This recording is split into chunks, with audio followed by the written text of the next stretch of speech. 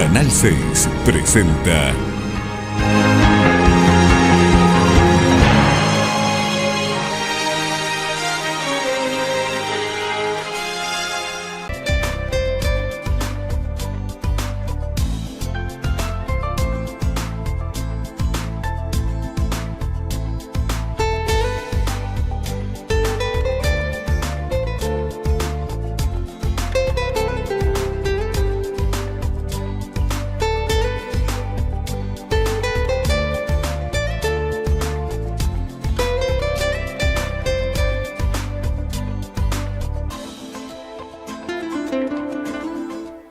Bienvenidos. Nuestros orígenes se remontan al año 1886. Aquí, en este lugar donde aún se conservan los vestigios del primer emplazamiento, a unos 3 kilómetros al noreste de la actual ubicación.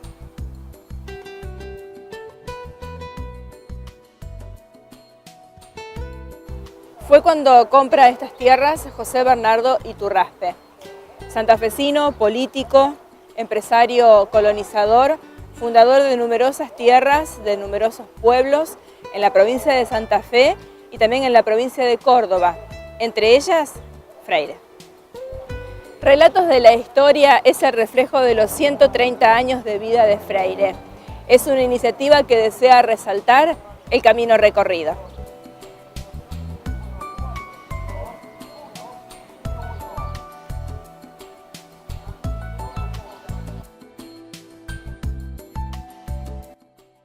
Nació Freire en el año 1886, o sea, la segunda mitad del siglo XIX, en un contexto mundial de capitalismo, liberalismo, industrialización, segunda revolución industrial y división internacional del trabajo. ¿Qué significaba eso? Que había países industrializados, que era en ese momento Europa y Estados Unidos también, y países que se insertaron en esa división internacional del trabajo como exportadores de materias primas. Por ejemplo, Argentina, por ejemplo, Chile, Cuba, bueno, Chile con el cobre y Argentina ¿con qué? Tenía que exportar granos. Teníamos una inmensa llanura despoblada, entonces ¿qué hubo que hacer? Buscar mano de obra. Porque el habitante autóctono, el criollo, estaba acostumbrado a las actividades ganaderas. Llevar ganado, arrear, marcar, pero no a las actividades de la agricultura. Entonces se fomentó la llegada de mano de obra.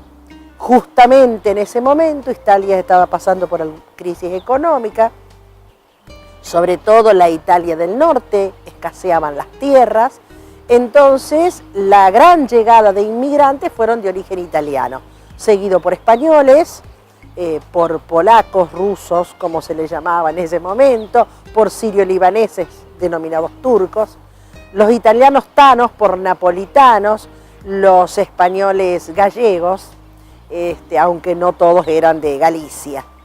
Ese fue el marco internacional, porque siempre cuando ocurre un suceso no hay que aislarlo del marco internacional, de la economía mundial.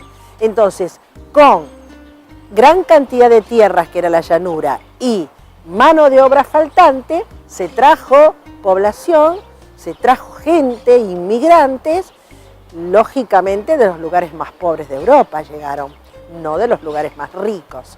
Y así como lo decía la Constitución, que era para todos los hombres del mundo que quieran habitar el suelo argentino. Pero tenía un objetivo claro, poblar esta zona. Sobre todo fueron surgiendo las colonias en la Pampa Gringa, que es esta zona que habitamos nosotros, que no es la pampa húmeda, es la pampa semiseca ya. Y entonces aquí llegaron los colonos italianos sobre todo, y en esta región piamonteses.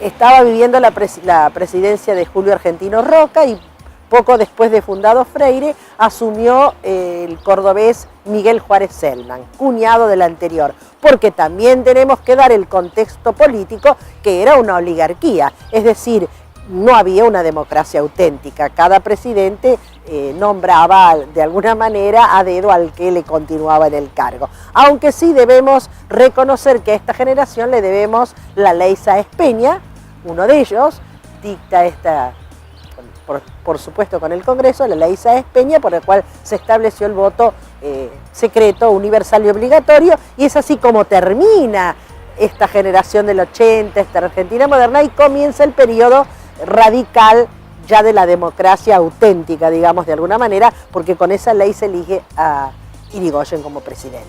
Sobre todo del norte de Italia, son la gente que se estableció en este lugar, acostumbrados a las actividades agrícolas, y del sur de Italia son los que se calabreses, napolitanos, esos se establecieron más en Buenos Aires, en las zonas de la Boca, haciendo otro tipo de actividad.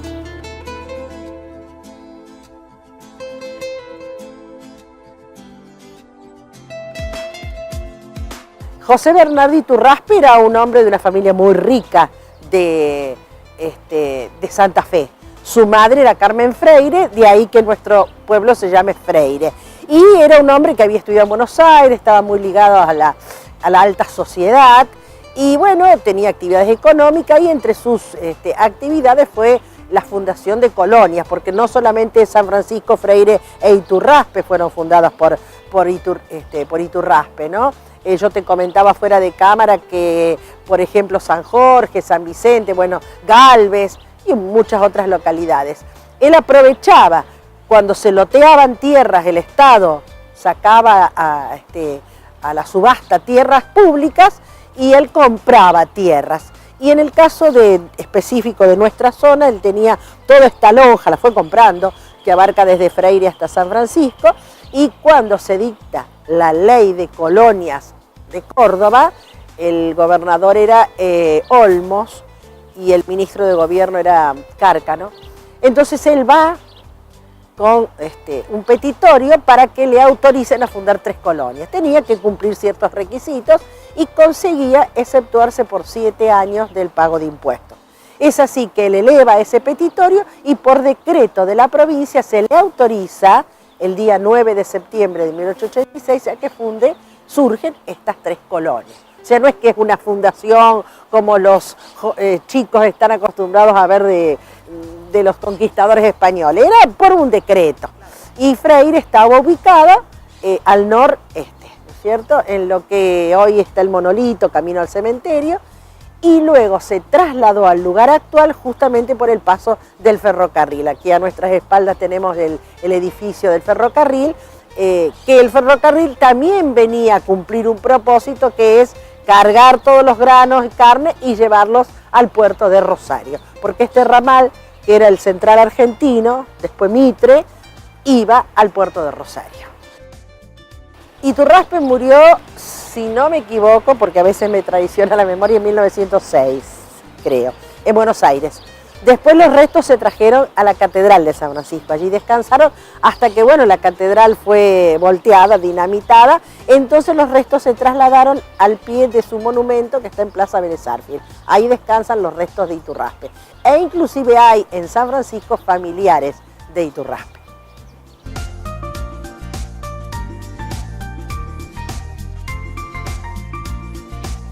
Estamos ubicados en la sala del inmigrante. En esta sala contiene todos aquellos recuerdos de quienes fueron nuestros primeros pobladores. Fotografías, maletas, recuerdos. Entre los objetos destacados tenemos la maqueta del primer asentamiento de Freire, que estaba ubicado entre los 3.000 y 3.500 metros de donde está ubicado en la actualidad. Se supone que la estructura era así. Había 13 familias que contaba con una iglesia, una carnicería de época. Un negocio de ramos generales, que vendían de todo.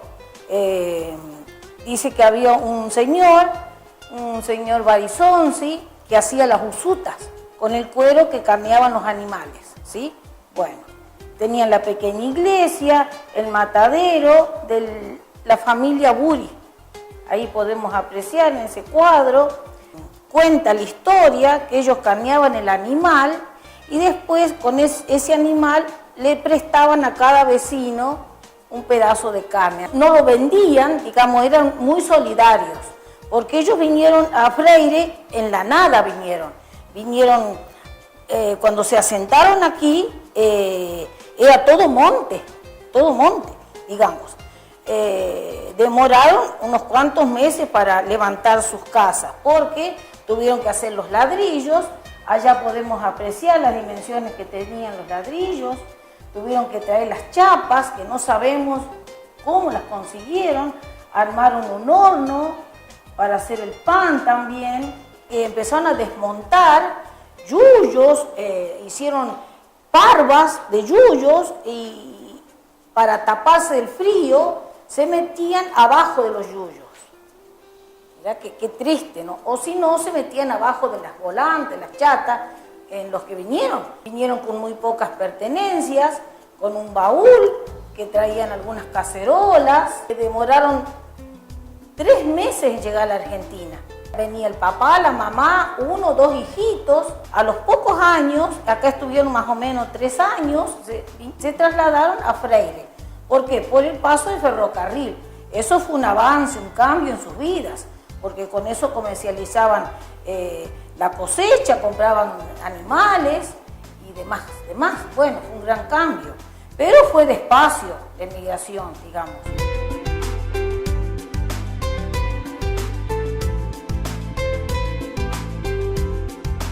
Una tierra, está contado por algunos naturalistas, plana, de poca vegetación achaparrada, de poca fauna, con falta de agua. O sea, era una zona que el inmigrante abrió el surco a sudor y lágrima, ¿no? Y esfuerzo, porque no era una zona linda, me refiero beneficiosa desde el punto de vista natural, era una llanura.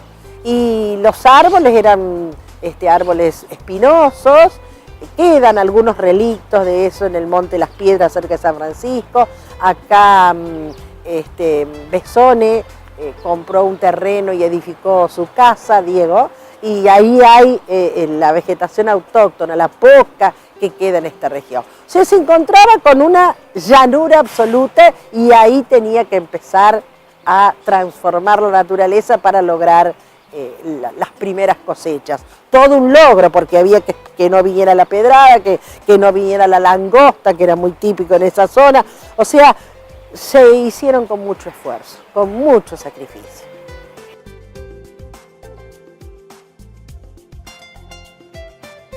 En el museo se exponen herramientas, utensilios, muebles, vestidos, fotografías, objetos propios del pasado. Su propósito, más que conservar unas vasijas o unos muebles, es salvar del olvido las tradiciones. En esta vitrina podemos observar elementos indígenas. Dicen que el indio hizo su paso por estas tierras. Dice que había una pequeña laguna de la familia Baldo. Claro, tenían que darle de beber a los animales. Y sí se cree, se presume que estuvieron varios días. Y ahí olvidaron estos elementos. Dicen que con esto molían el cereal, porque el cereal fue el alimento para ellos, el principal alimento. Y esto eran achitas.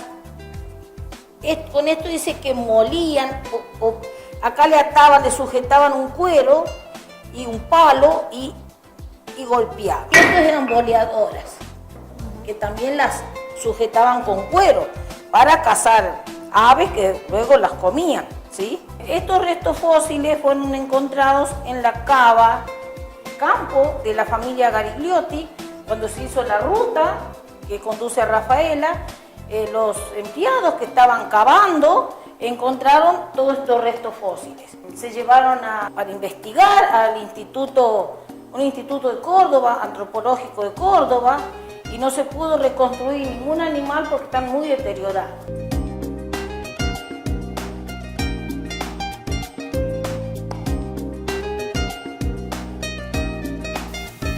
El museo consta de varias secciones, en cada una un retrato de la comunidad, la agricultura como medio de vida, el hogar rural, los oficios tradicionales. En definitiva, la construcción de un paisaje del pueblo que hoy somos.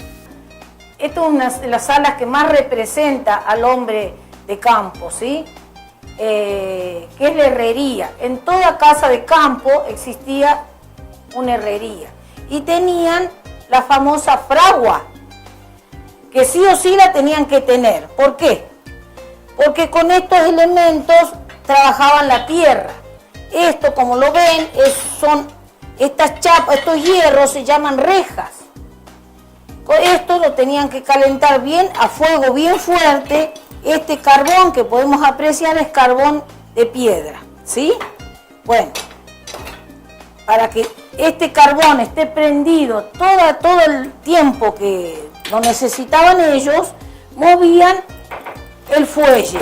Todo esto es la fragua. Una vez que esto estaba bien caliente, bien al fuego colorado, digamos, lo trasladaban aquí y acá con un martillo le daban filo. Este trabajo lo tenían que hacer 2 veces al día y luego lo anexaban al arado, donde lo sujetaban con tornillo para trabajar la tierra.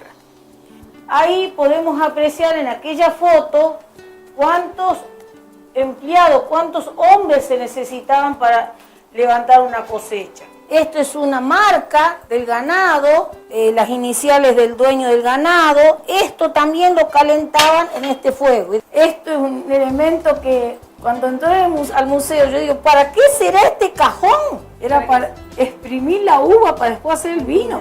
Ponían la uva ahí y un fuentón abajo y exprimían la uva. Y esto que vemos aquí, porque los colchones por aquella época eran de lana. El tipo se sentaba a caballo acá y pasaba la lana por estos dientes encontrados, ¿ven? Y la lana se abría y después fabricaba el colchón. Aquí estamos en el patio, vemos algunas herramientas rurales ya más modernas, tarros para recolectar la leche, un aljibe, que como dijimos antes, comenzamos con el pozo, luego el aljibe, ya en las épocas más modernas, posterior las bombas y en la actualidad el agua corriente. Esto es una rastra, esto es una pala de buey, este es un arado, acá se puede apreciar lo que le estaba diciendo de allá de la fragua, que calentaban este hierro y después lo anexaban ahí para trabajar la tierra. Este es otro arado, esto lo anexaban y acá es donde le ponían la semilla, que antes de tener esto, iba el hombre, sostenía, por supuesto, el arado y llevaba un delantarón y iba tirando, ahí donde depositaba la semilla, en unos bolsillos, iba tirando semilla para en los surcos. Ellos llegaron de la nada y sin nada y de a poco tuvieron que ir inventando y construyendo sus propias herramientas.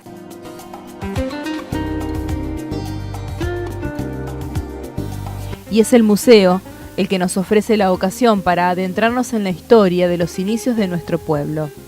Ingresamos con el espíritu de rescatar historias y llevarnos con nosotros la esencia de esas personas que lucharon contra la adversidad en estas tierras.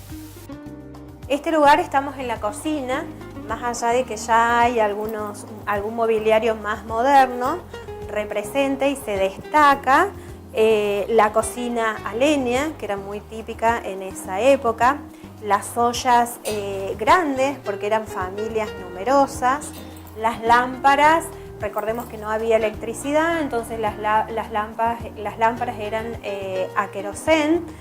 Ellos cosechaban y se alimentaban de su propia cosecha y también criaban sus animales también para su consumo. Entonces fabricaban la manteca, batían. Esto es un molinillo, esto para moler pimienta, esto para moler canela o café o pimienta.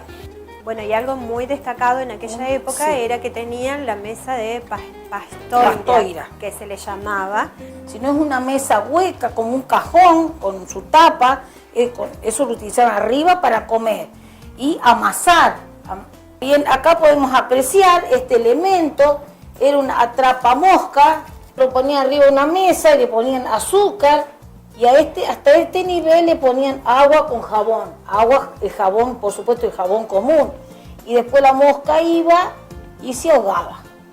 Acá podemos ver una sillita de bebé, que así era para que coma el niño, al lado de la mesa, ¿sí? Luego lo corrían y lo utilizaban como carrito o andador. Esta cunita tiene más de 100 años. Dicen que este muñeco que vemos ahí era del dueño de esta cunita, era un varón. El escaudalet, dicen que le ponían brasas para calentar después la cama. Hacían una habitación sola donde vivían toda la familia. Ellos tenían agua de aljibe o pozo. Todavía aljibe no habían hecho en aquella época. Y ponían agua en una jarra y después echaban acá para hacerse el aseo. Este elemento es un bidet que también le colocaban agua con la jarra. Esta es una toalla, para que vean la textura que usaban en esa época las toallas. Esta toalla es casi más moderna que aquella era la más antigua.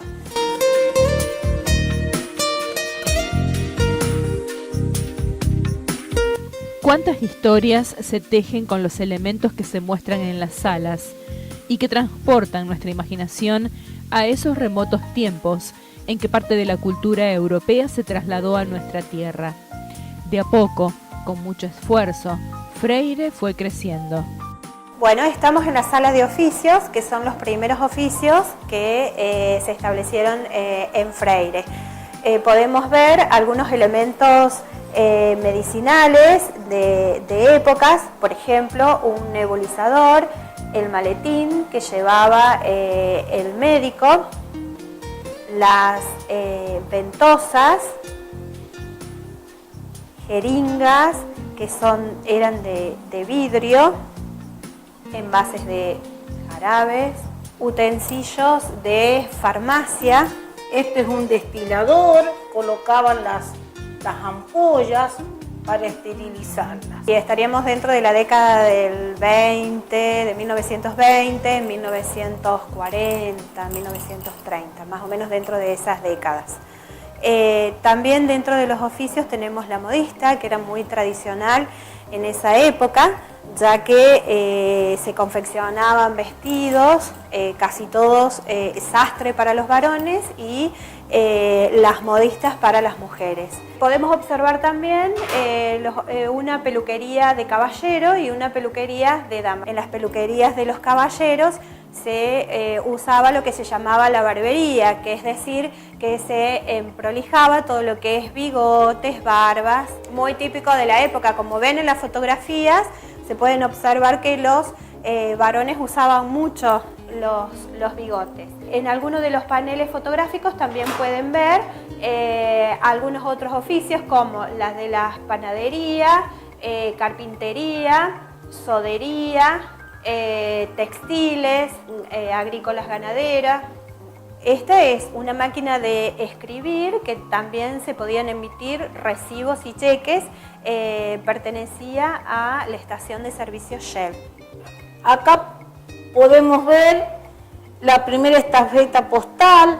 Este es el famoso buzón, estaba instalado cerca de lo que es ahora Calzados Meliana. Lo atendía una familia Barizonzi. Esta es la cartera del cartero, la bolsa o cartera. Esta es la gorra que utilizaban. Esta carterita lo utilizaba el cartero para llevar solamente los telegramas. Esta es una balancita para pesar las encomiendas. No tenían cómo comunicarse y era por carta. Sí, era el único medio de comunicación que ellos tenían posible. Recordemos que en aquella época las cartas tal vez demoraban meses y meses en llegar. Y por ahí la persona que recibía las noticias, sean buenas o malas noticias, era todo un acontecimiento el recibir esa noticia. Inclusive se utilizaba mucho lo que es el telegrama para los acontecimientos sociales.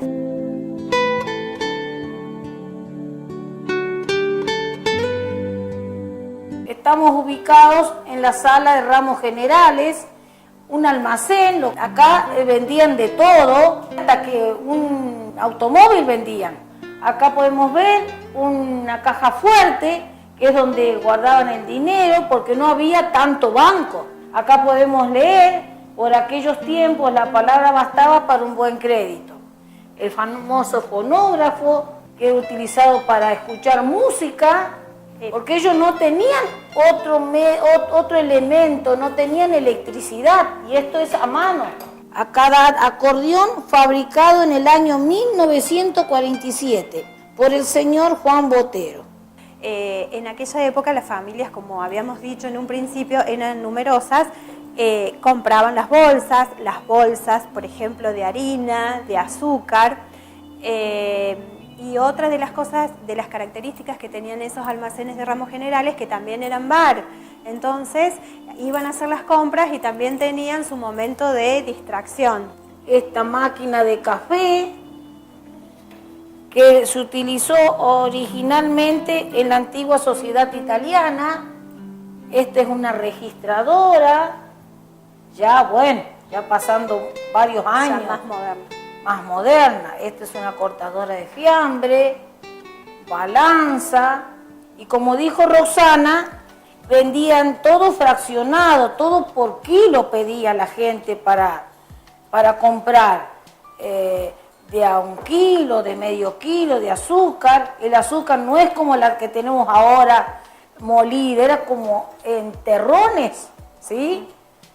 Seguramente la gente de aquella época lo recordará eso. Tenemos registros de que la gente compraba por lo que necesitaba, por supuesto, y pagaba cuando cobraba la cosecha.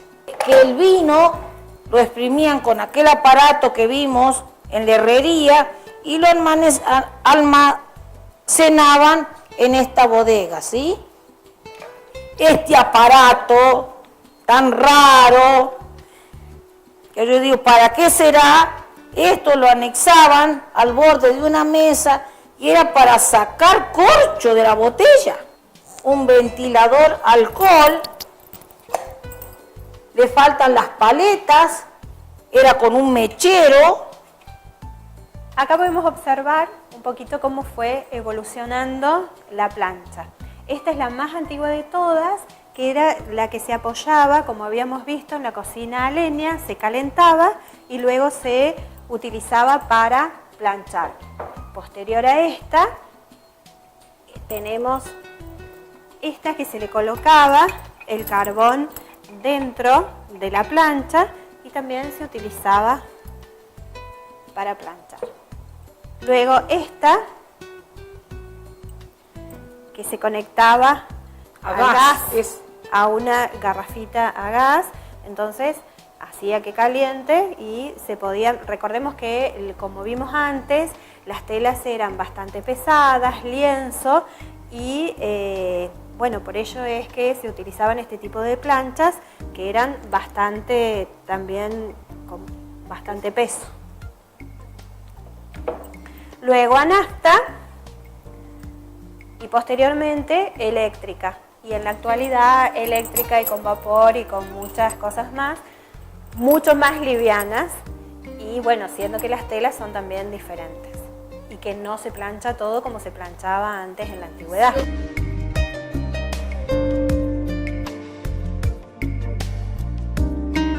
Generalmente solían venir los hombres primero y luego llamaban a la mujer y a los hijos, depende, pero solían venir también, era muy cruento el viaje en barco, no venían en primera clase disfrutando de piletas de natación, venían en la zona de bodega, el pasaje más barato, era bastante largo el trayecto y cuenta la historia que a veces se tenían que atar con una soga a los chicos a la cintura porque había tormentas en el mar y hay mucha gente que también ha muerto, ¿no?, en el mar porque por ahí se contagiaban enfermedades y llegaban a lo que era el hotel de inmigrantes, allí se hacía todo el papelerío, a veces se les cambiaba hasta el apellido porque hay familias que vienen de una misma rama y todos se escriben distinto y bueno, y de ahí luego cada uno buscaba a sus parientes.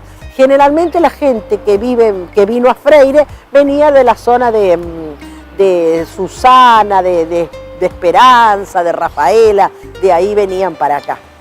Tenemos un cofre que pertenecía a la nuera de José Bernardo Iturraspe. En aquellas épocas, recordemos que las damas era muy común que utilizaban joyas y entonces en resguardo y como para mantenerlas, las guardabas en los cofres. También se dice que guardaban papeles importantes de los pasaportes que no pertenece al fundador, pero perteneció a la familia Grangetto, junto con el fundador José Bernardo Iturraspe, desde Santa Fe, desde la provincia de Santa Fe.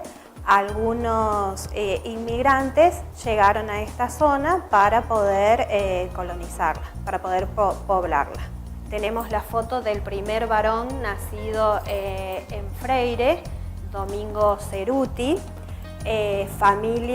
Son fotografías de las familias como eran en aquel entonces, que muestran que eran las fotos y blanco y negro con la indumentaria de aquella época. En realidad, bueno, la historia del museo se hizo más referida a lo que es los inmigrantes porque a pesar de haber diferentes comunidades de inmigrantes, tuvo prevalencia en Freire la italiana, pero hay españoles, hay turcos. Estos objetos los traían ellos, algunos desde el barco, cuando venían desde Italia o desde otros países europeos, y sino también cuando venían en los trenes. Estos carretones se utilizaban para trasladar el equipaje.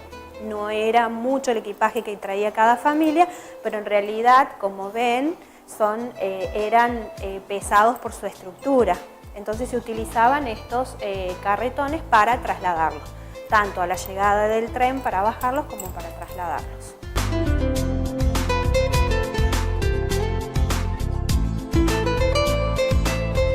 Ante el temor de la naturaleza que el hombre es incapaz de contener, esta gente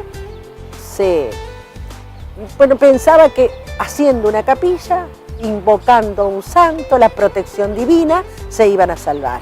Y bueno, algunos lo hicieron y hoy en día por eso hay tantas capillas en esta zona, muy típicas de esta zona. Justamente es un circuito histórico importante el de nuestras capillas porque se hacían invocando la ayuda divina ante lo que no se podía detener. Esta sala es la sala de religión donde podemos ver objetos que pertenecieron a la primera iglesia de Freire y indumentaria de época de bautismo, comunión y casamiento. Y también vestidos de novia y vestimentas que utilizaban tanto las damas como los caballeros para ir a misa. Estos vestidos negros son vestidos de novia, son vestidos centenarios. Acá podemos ver un sagrario, era de la Capilla Santa Rosa. Y esto eran como coronas que se lo ponían en las tumbas y después las retiraban, dice. Acá podemos apreciar un vestido de novia blanco, un cortejo fúnebre, al carruaje, donde llevaban el difunto, lo secundaba 7 carretas. Cuentan que a más decorado el carruaje era porque era más pudiente la familia del difunto. Las damas se tenían que cubrir la cabeza para asistir a la misa. Las señoras grandes utilizaban mantillas negras. Las jóvenes utilizaban una mantilla blanca. Un armonio que era utilizado en la antigua iglesia. Dicen que este negrito lo trajo una religiosa al colegio Santa Teresita, ¿sí? Lo utilizaban para acuñar monedas. Y los niños le ponían una moneda y el negrito agradecía. Esto es una reliquia para nosotros. Y acá vemos la vestimenta de un sacerdote. Este sacerdote se llamaba Supo, el alba y la casulla roja. Este elemento, que es muy raro para nosotros, es una matraca utilizada para Semana Santa. Cuenta la historia de esta araña, estaba en la primera iglesia, dicen que en cada foquito tenía una vela que se prendía con una caña y luego se apagaba como con un cucurucho de lata.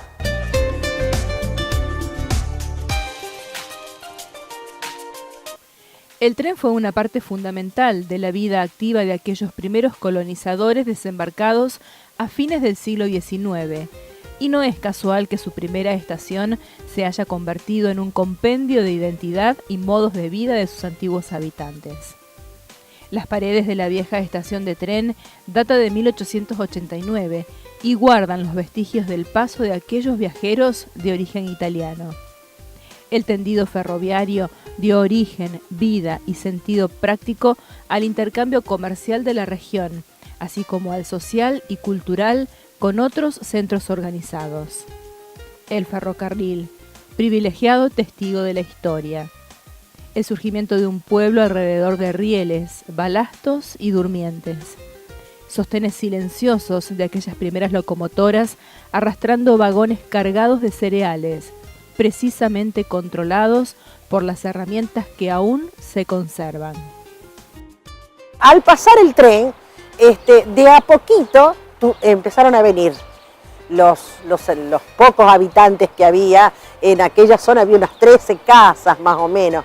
Es interesante que la gente que no ha visitado el museo lo visite, hay una maqueta ahí. Ahí estaban familias como los Vie tradicionales, los Peretti,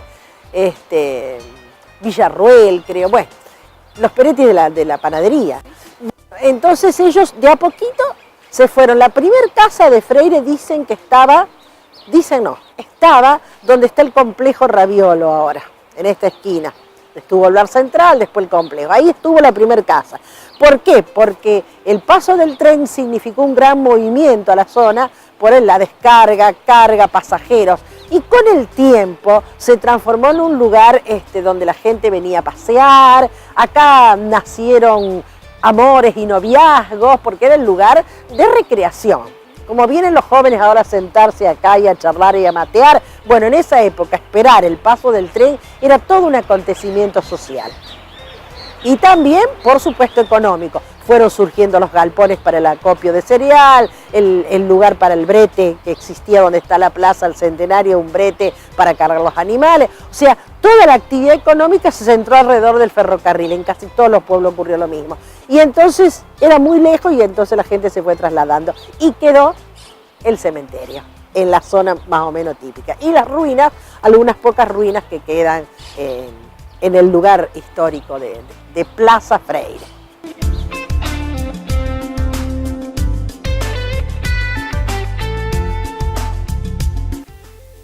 Nos detuvimos en cada vitrina, en cada documento donde con letra caligráfica y lapicera de pluma quedó el rastro de la evolución de Freire.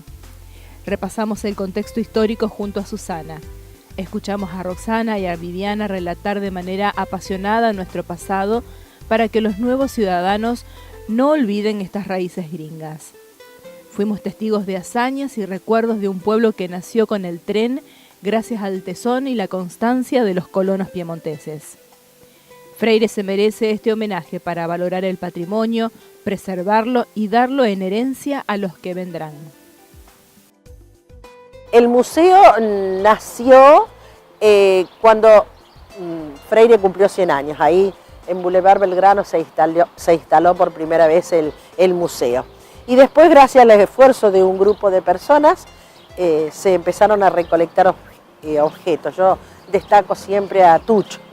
Tucho fue el alma mater de esto. También las señoras de la comisión que lo acompañaron, Viviana, por ejemplo, Viviana Bazán, dio su vida acá, da su vida acá en el museo. Ella está constantemente y sabe la historia de cada objeto.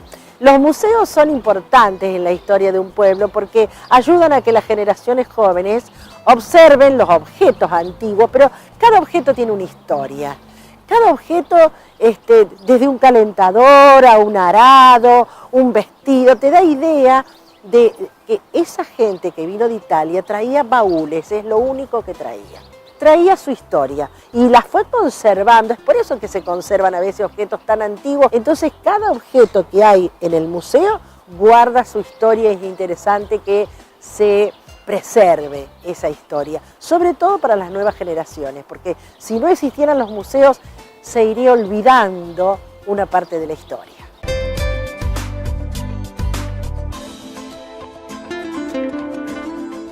Reconstruir nuestra historia, la de nuestros abuelos, aquellos primeros en llegar a estas tierras despobladas, con sus propias historias a cuestas y una pequeña maleta en sus manos.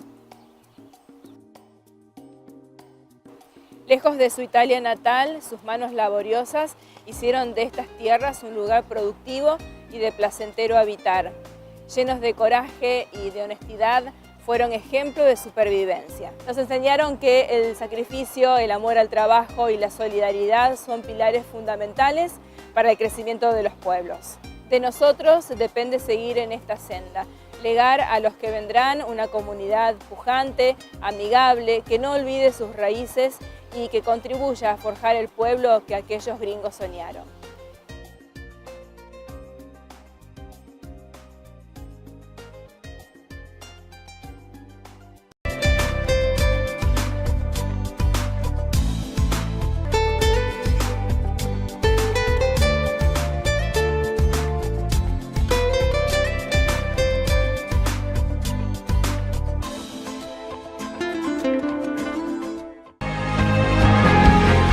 Fue una producción de Canal 6 Cooperativo Freire.